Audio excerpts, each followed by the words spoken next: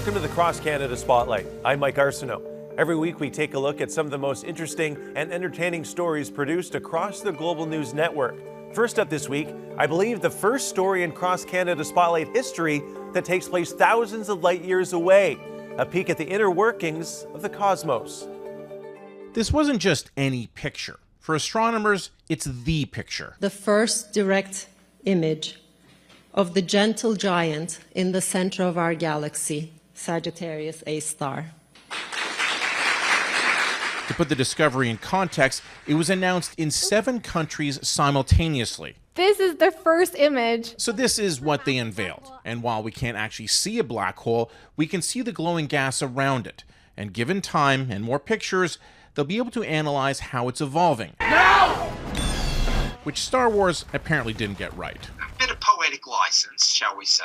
The massive Milky Way galaxy has over 100 billion stars, one of which is our sun. So seeing into the middle of it all has proven to be difficult. Still, scientists have long believed if they could, they'd find a black hole. For me personally, I met it 20 years ago and have loved it and tried to understand it since. But until now, we didn't have the direct picture confirming that Sag A star was indeed a black hole. They took the picture using the Event Horizon Telescope, which is actually 11 telescopes scattered around the world. And when synced up, they create a virtual telescope dish as large as the Earth itself.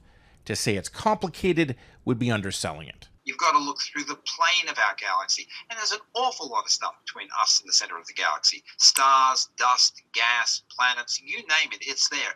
And to be able to tease out the details of the supermassive black hole, you have to get rid of literally everything in the pathway. And that's why the observational analysis took the better part of 3 years. 3 years to get one image, but considering it's at the heart of the galaxy, well worth the wait. Mike Arsenault, Global News, Toronto. When it comes to stories like this, I sometimes feel like I'm not smart enough to fully understand what's going on. I'm still trying to figure out how scientists are able to coordinate all of those telescopes to create a coherent photo. And don't get me started on the fact the images are observations from the past.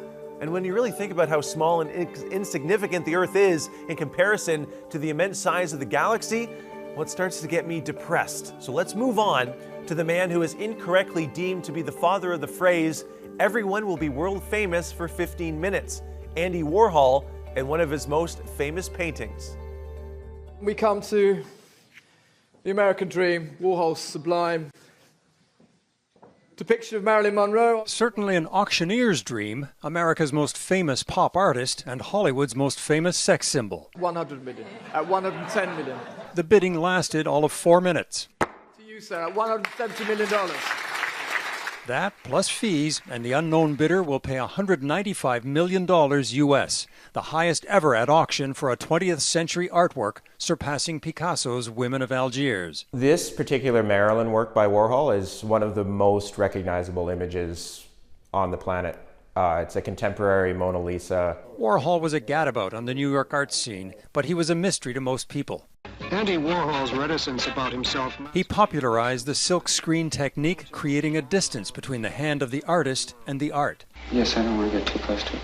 His public persona seemed just as detached. His art a commentary on consumerism and overexposed celebrity, which his silkscreens could mass produce. There's a certain brilliance in his mobilization of the technology to comment on his age. But you also think of Warhol as the critic and analyst of the late 20th century.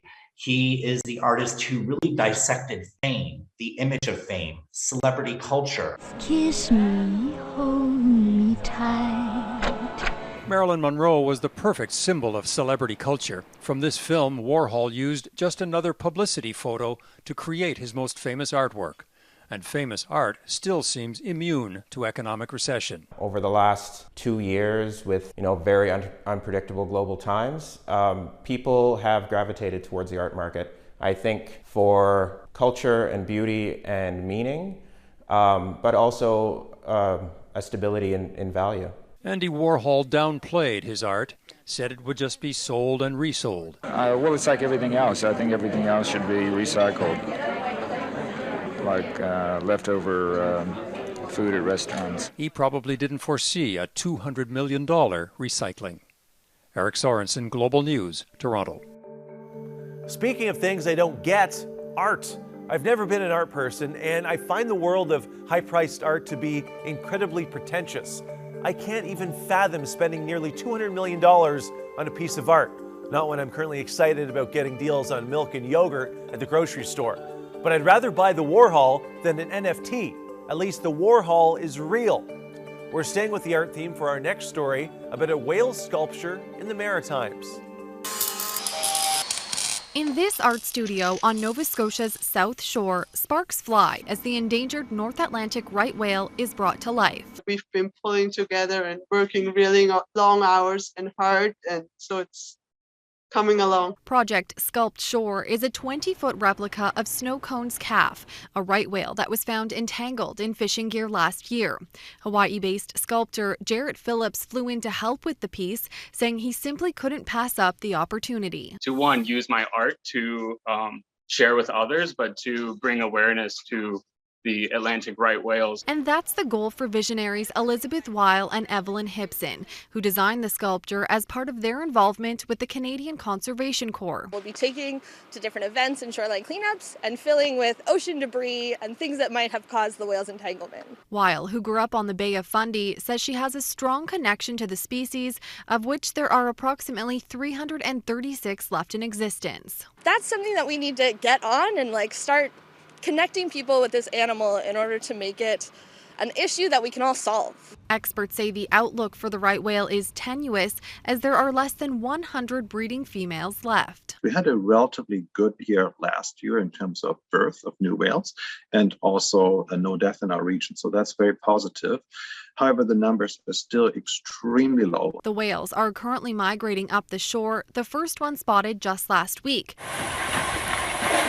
This whale will start migrating across the province next month, and it's hoped that seeing it filled with trash will be an eye-opening experience. Maybe it clicks in to some people that, this waste is going somewhere and it's going to endanger these species. Ashley Field, Global News, Halifax. Okay, now there's a piece of art I can get behind. It's an impressive sculpture and for an important cause. The right whales are more important than some rich person's bank account or cachet in the fine art world. To the West Coast now. Well, starting on the West Coast, both a detour to India, the Grand Canyon, and even Mount Everest. And it's all for the love of music. Intrigued? Take a look.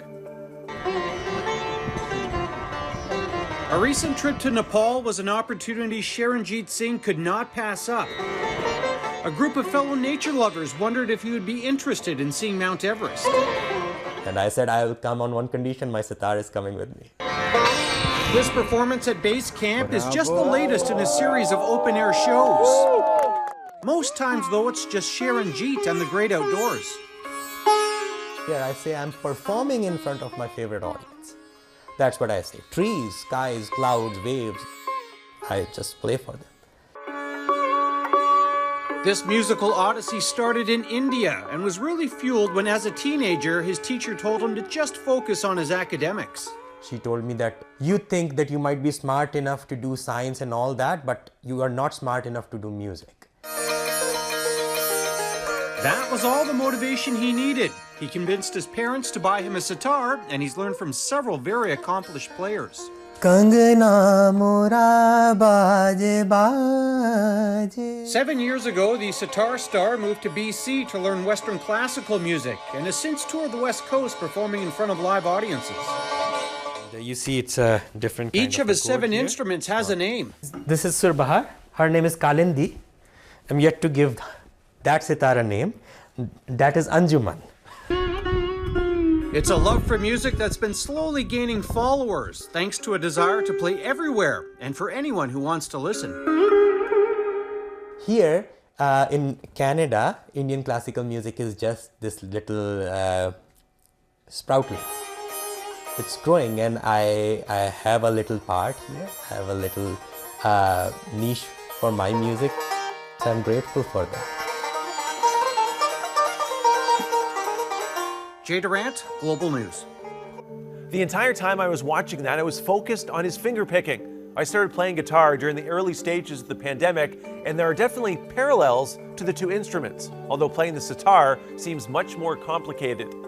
We end this week with an original Global News Weekend compilation. Our intrepid editor, Nikki Knight, has produced a new series called Off the Beaten Path, where she takes a look at an interesting part of our country that may not be known to the masses. Here's her latest effort. What makes Beaubears Island so unique, it's the last shipbuilding archaeological site that's untouched in New Brunswick and Canada. Before European settlement, the island was a meeting place for the Mi'kmaq of the Miramichi. They knew it as Miniguk, or the Island of the Pines. By the time of the expulsion of the Acadians, there was perhaps a small settlement in the area. At the time, a lot of refugees, of course, fleeing from Nova Scotia and from the St. John River Valley, headed here under the leadership of Charles de Champs de Boisbert, from whom the island gets its name. As the Napoleonic Wars and the wars against the French Revolution began, and access to timber became more and more restricted for Great Britain, they began to turn to places like New Brunswick in order to be furnished with timber for the building of more ships. And so this meant that a shipbuilding industry really needed to kind of spring up here. The shipyard was active from at least 1797 until 1866. In that time, 50 ships were built. The visitors are in amongst the characters as we're sharing stories. They're really immersed into the whole era because as we are in costume, they can almost firsthand see what it may have been like back in the day. Beaubears Island itself is so valuable. It's our roots, it's our foundation of where we come from. All across the world, people has roots to Beaubears Island, which they may not know.